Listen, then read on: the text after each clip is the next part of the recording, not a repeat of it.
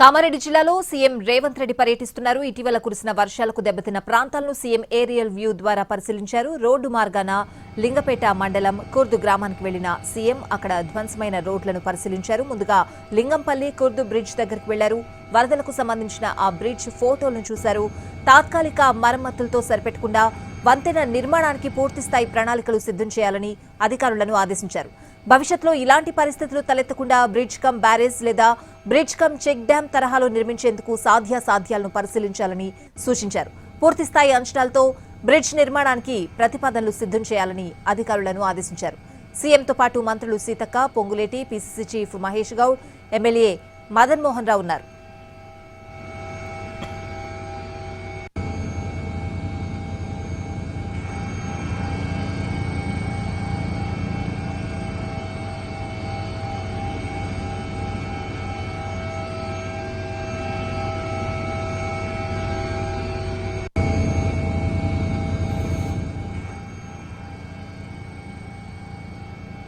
కామారెడ్డి జిల్లాలో సీఎం రేవంత్ రెడ్డి పర్యటిస్తున్నారు. ఇటీవల కురిసిన వర్షాలకు దెబ్బతిన్న ప్రాంతాలను సీఎం ఏరియల్ వ్యూ ద్వారా పరిశీలించారు.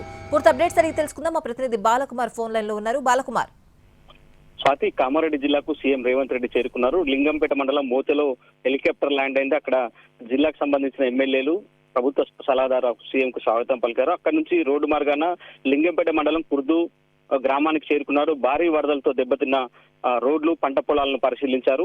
ఇక అక్కడే రైతులతో కూడా మాట్లాడుతున్నారు. లింగంపేట కుర్దు వద్ద ఆర్ఎన్బి బ్రిడ్జ్ కూలిపోయింది. ఆ బ్రిడ్జిని పరిశీలించారు.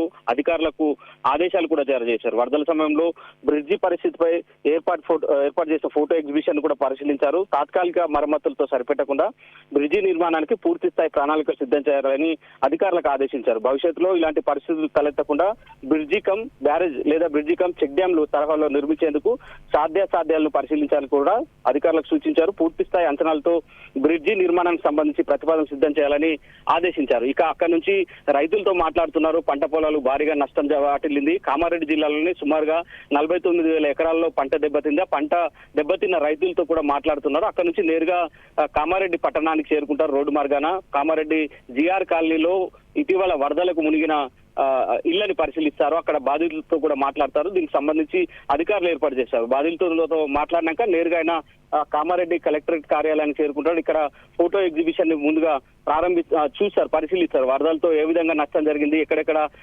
ఎలాంటి ఇబ్బందులు తలెత్తాయనేది ఫోటో ఎగ్జిబిషన్ లో ఆయన పరిశీలించిన అనంతరం అధికారులతో సమీక్ష చేశారు. సమీక్షకు సంబంధించి కూడా ఇప్పటికే జిల్లా స్థాయి అధికారులందరూ కూడా చేరుకున్నారు. అధికారులు ప్రణాళికలు ఏ డిపార్ట్మెంట్ కు ఏ మేరకు నష్టం జరిగింది, ఎలా ప్రణాళికలు సిద్ధం చేశారనే అంశాలపైన రివ్యూ చేస్తారు. రివ్యూలో జిల్లా ఇన్ఛార్జ్ మంత్రి సీతక్కతో పాటు పొంగులేటి శ్రీనివాస్ రెడ్డి, ప్రభుత్వ సలహాదారు షబ్బీర్ అలీ, జిల్లాకు సంబంధించిన ఎమ్మెల్యేలు పార్టిసిపేట్ అవుతారు. సో ఓవరాల్ గా జిల్లాకు ఈ వరదల వల్ల ఏ మేరకు నష్టం జరిగింది అనేది ఒక అంచనాకు వస్తారు. ఇప్పటికే ప్రభుత్వానికి ఒక నివేదిక సమర్పించారు అధికారులు. దాదాపుగా 210 కోట్ల మేర నష్టం వాటిల్లింది అన్ని శాఖలకు సంబంధించి అని కూడా నివేదిక ఇచ్చారు. ఆ నివేదిక పైన చర్చిస్తారు. వివిధ డిపార్ట్మెంట్లకు ఏ స్థాయిలో నష్టం జరిగిందనే అన్ని అంశాలపై చర్చించిన అనంతరం కామారెడ్డి జిల్లాకు ఒక ప్యాకేజీ ప్రకటిస్తారనేది మాత్రం అధికారులు చెప్తున్నారు. అయితే ఇక్కడిని సమీక్ష అనంతరం ప్యాకేజీ ప్రకటిస్తారా లేదా హైదరాబాద్ వెళ్ళాక ప్రకటిస్తారనేది మాత్రం ఇంకా తేలాల్సి ఉంది. ఇప్పటికైతే అధికారులు సర్వం సిద్ధం చేసి ఉన్నారు. మరి కాసేపట్లోనే కామారెడ్డి కలెక్టరేట్ కూడా చేరుకునే అవకాశం ఉంది. Swathi. Right Balakumar, thanks for the updates.